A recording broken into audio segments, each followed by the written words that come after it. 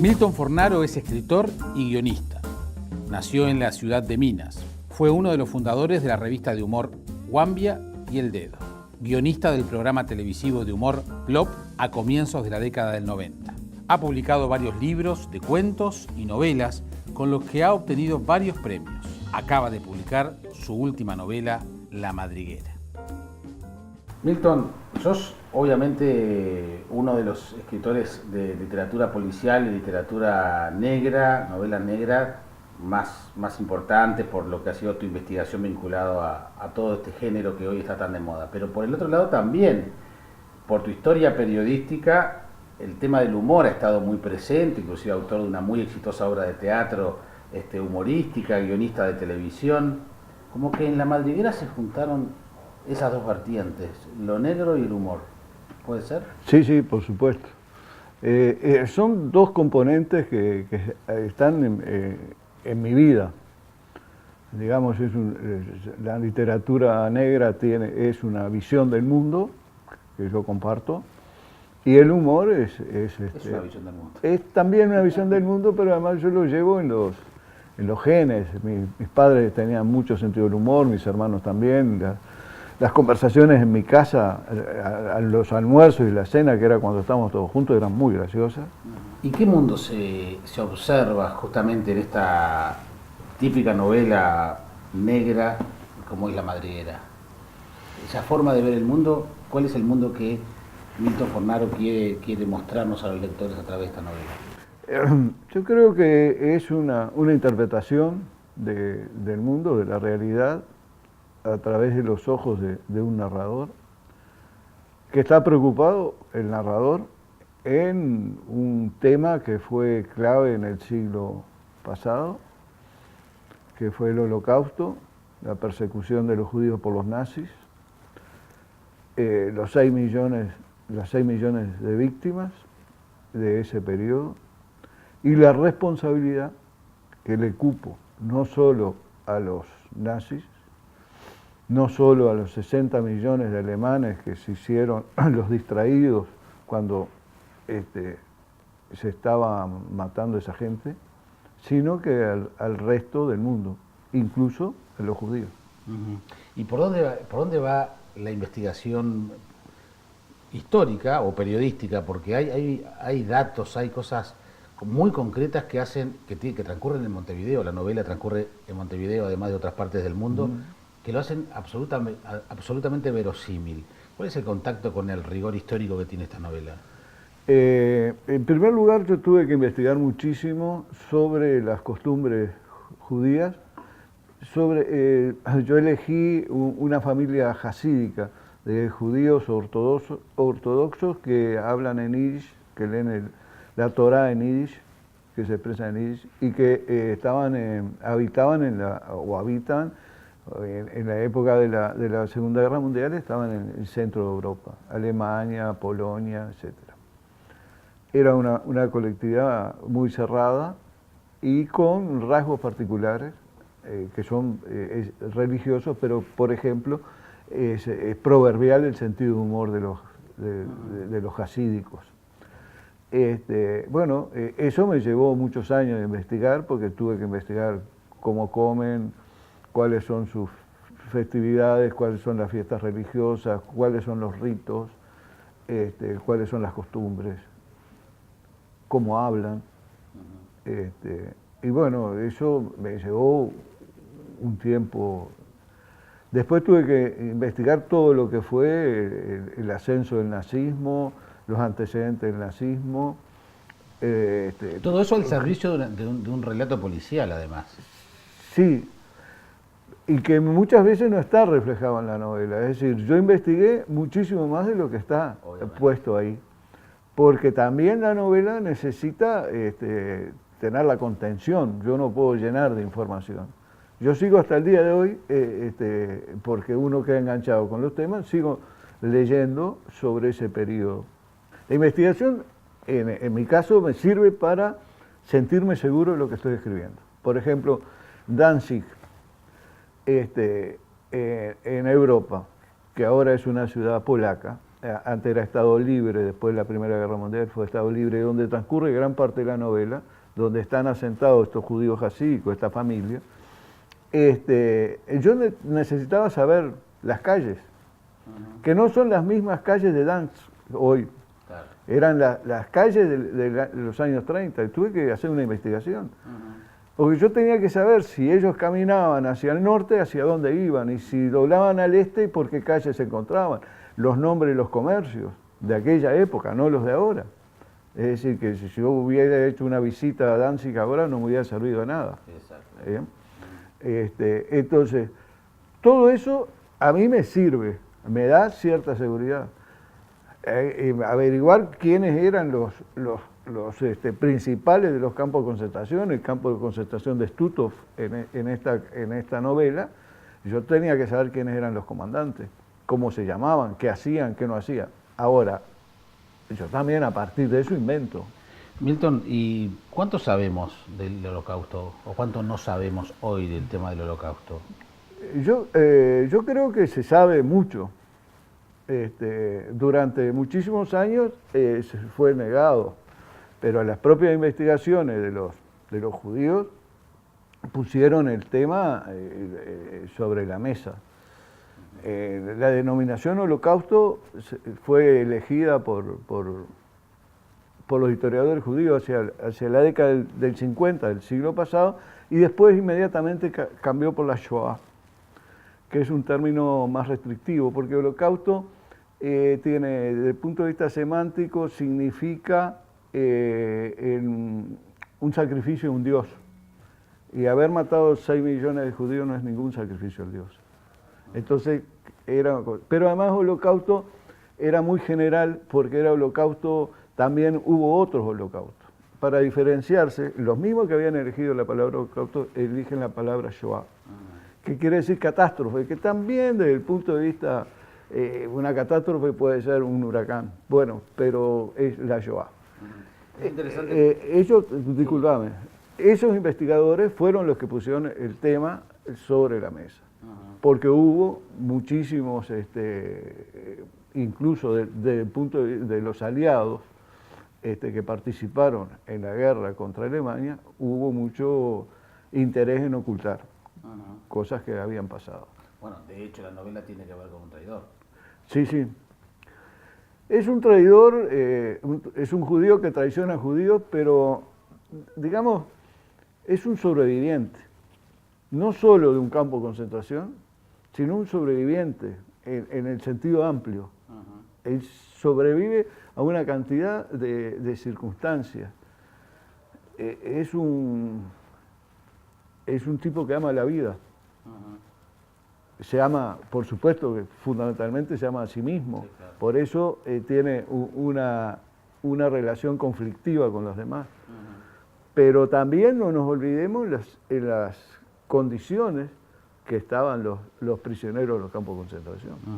No, y es increíble cómo toda esa historia, que parece una historia lejana y cercana, pero geográficamente lejana, digo cercana porque tenemos una colectividad judía muy importante en el Uruguay,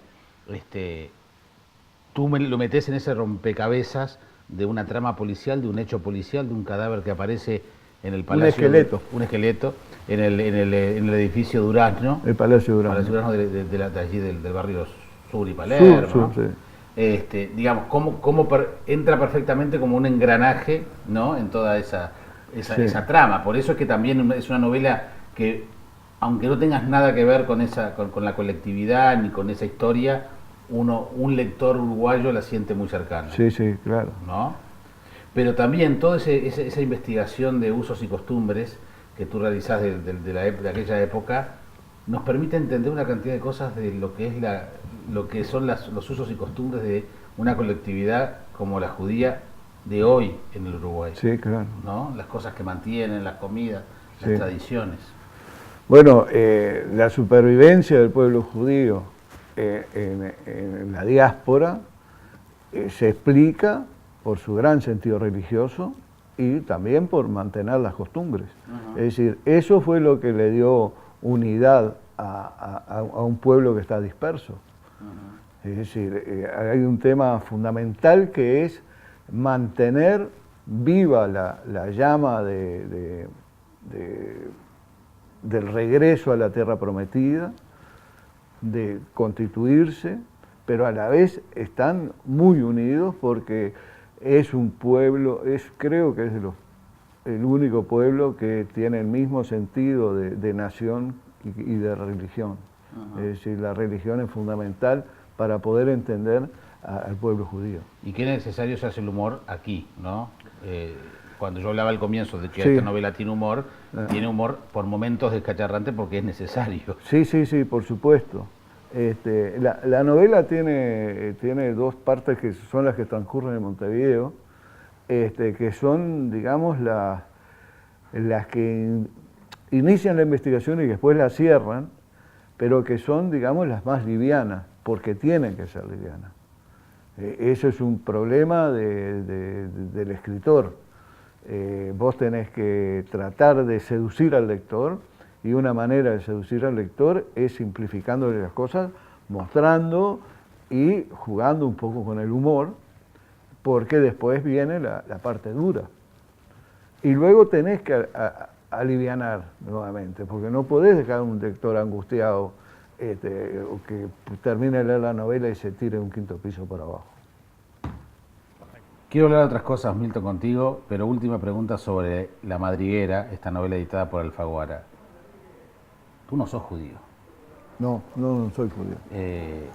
¿Qué hace un no judío escribiendo sobre esto con ese nivel de detalle, de estudio, de conocimiento? Bueno, esto surge de la admiración que yo tengo y el respeto que le tengo al pueblo judío, un pueblo milenario perseguido durante más de 2000 años y que termina con, digamos, esa persecución terrible que han tenido, termina con el Holocausto, con la Shoah, con 6 millones de víctimas, y yo considero que es un crimen que nos corresponde en parte a cualquier ser humano.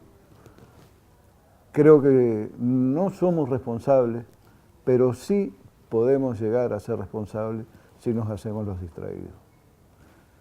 Albert Einstein, judío, tenía una frase muy interesante.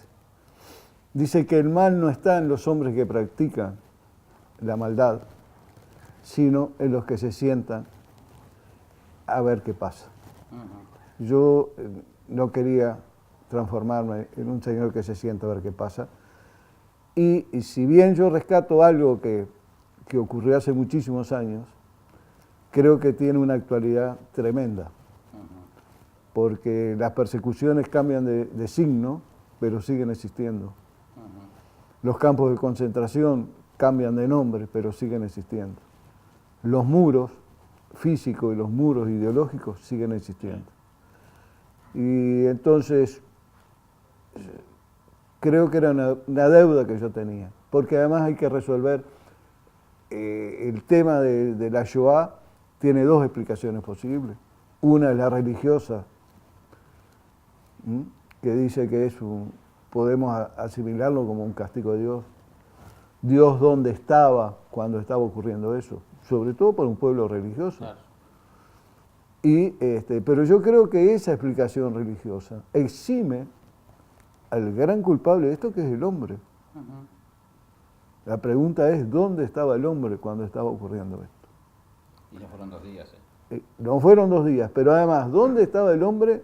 No solo los asesinos, no solo 60 millones de alemanes, en su mayoría cómplices en el silencio, sino muchas naciones, y hablo de Inglaterra, de Estados Unidos, Australia, que se negaron a recibir barcos con refugiados judíos. Eso es histórico. Sí, sí. Y esta zona del mundo vaya que recibió también mucha gente. Sí, claro. ¿No? En ese sentido, por eso tenemos la cantidad la colectividad que tenemos en el Río de la Plata. Sí, claro. Milton, una de las veces que pasaste por este aeropuerto que nos recibe hoy fue para tomar un vuelo hacia Estados Unidos integrando la delegación a los premios Emmy, porque esta novela, Cadáver se necesita, que tuvo su ficción en televisión, tuvo su filmación en televisión, estuvo nominada. Sí. Un hecho histórico que absolutamente histórico. Y bueno, ¿qué significó eso para vos como escritor, como hombre de televisión, de teatro, narrador nato, el que una novela tuya estuviera nominada nada más y nada menos que al mayor premio de la televisión mundial? Sí, curiosísimo, fue algo sorpresivo, insólito. Estuvo entre 800 postulantes, estuvo entre las 4 nominadas, solo 4 quedaron de esas 800. Fue la única de Latinoamérica, de Latinoamérica, de América en general. De las 4 fue la única. Es insólito porque además pasar por la alfombra roja para un escritor es algo inusual, porque puede ocurrir para un actor, para un dramaturgo, para un director, pero no entra dentro de tus planes como escritor transitar una alfombra roja llena de fotógrafos y gente que te pregunta y que te hace entrevistas. Además, bueno, estar en Nueva York es estar en el centro del mundo, ¿no? Sin duda. Pero además, ¿qué distancia hay entre, seguramente cuando escribiste Cadáver se necesita, que además tantas reediciones ha tenido, sino que bueno, que después verla plasmada en televisión, eso también cierra un círculo vinculado al tema de la ficción en el Uruguay, de lo importante de generar productos audiovisuales, cinematográficos, televisivos, de escritores uruguayos, cuando tantas veces parecen como que ignorados los creadores uruguayos, ¿no? Los narradores. Bueno, ese fue un ciclo muy importante del Canal 10. En esa oportunidad fuimos 4 escritores elegidos para que nuestras ficciones se hicieran productos audiovisuales. Y como vos decís, completa un ciclo, porque en definitiva una ficción novelística es información.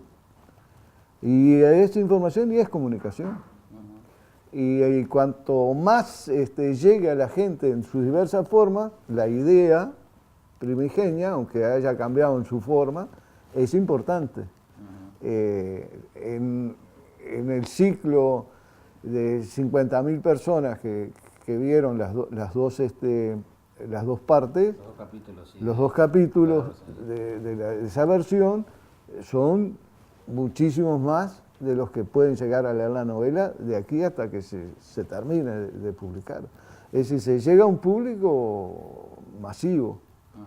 Y yo creo que hay que intentar, lamentablemente ese proyecto que se iba a continuar no se pudo continuar, pero yo creo que hay que intentar seguir haciendo ficciones con los buenos escritores uruguayos, con los buenos guionistas que existen en este país, y bueno, apostar un poco más a esa industria. Cuando cuando el escritor escribe, ¿piensa en lo visual de su novela? ¿Lo piensa en esos términos o no? En mi caso sí. Yo hablo por mí, no puedo hablar en general. En mi caso sí, porque yo vengo si bien vengo de la literatura, también vengo del cine. Es decir, yo me eduqué, como vivía en un pueblo del interior y no había mucha cosa que hacer, no existía la televisión, lo que nuestras salidas al mundo era ir al cine. Es decir, salir al mundo en sentido figurado, ¿verdad? Meterte en una película, meterte en las llanuras de Estados Unidos o en las estepas rusas, pero era el cine. Y el cine, lo quieras o no, te va dando un tempo, te va dando un movimiento, te va dando una continuidad que después inconscientemente le aplicas en la novela. Una película de largos planos, de silencios y de poca acción puede gustarle a un público restringido, pero en general es una película aburrida. Si vos prestás atención en La Madriguera, hay acción permanente, porque yo creo que El movimiento es lo que genera la atención del lector. Un cuento se gana por nocaut y una novela se gana por puntos. Haciendo paralelismo con el box. Haciendo paralelismo con el boxeo. Si partimos de ese concepto de que la novela se gana por puntos, yo estoy convencido que es así, vos tenés que ir generando... Knockout cada tanto. No knockout, puntos. Ir acumulando puntos. Y eso es, pero para acumular puntos tenés que estar en permanente movimiento. Que el lector vea que hay movimiento hacia un fin. Podés ir para atrás, para los costados, para donde se te antoje. Pero hay que ir hacia adelante y moverse. Y que el lector sepa, tengo que seguir por acá porque a algún lugar me conduce. La gente de Aeropuertos VIP Club, que tan cómodamente nos ha recibido y nos recibe en este ciclo de equipaje de mano, nos da la posibilidad de reconocer tu amabilidad de estar aquí, obsequiándote que en tu próximo viaje hagas uso de las cómodas instalaciones de la sala VIP de partidas. Acá estamos en la de Rivos, así que bueno, que tu próximo viaje va a estar un poquito más cómodo y seguramente más divertido con la posibilidad de estar en la sala VIP. Milton, ha sido un gusto recibirte como siempre. Muchas gracias por el obsequio. Y que lo disfrutes. Bueno, muy bien. Y a leer la madriguera entonces. Bueno, muy bien.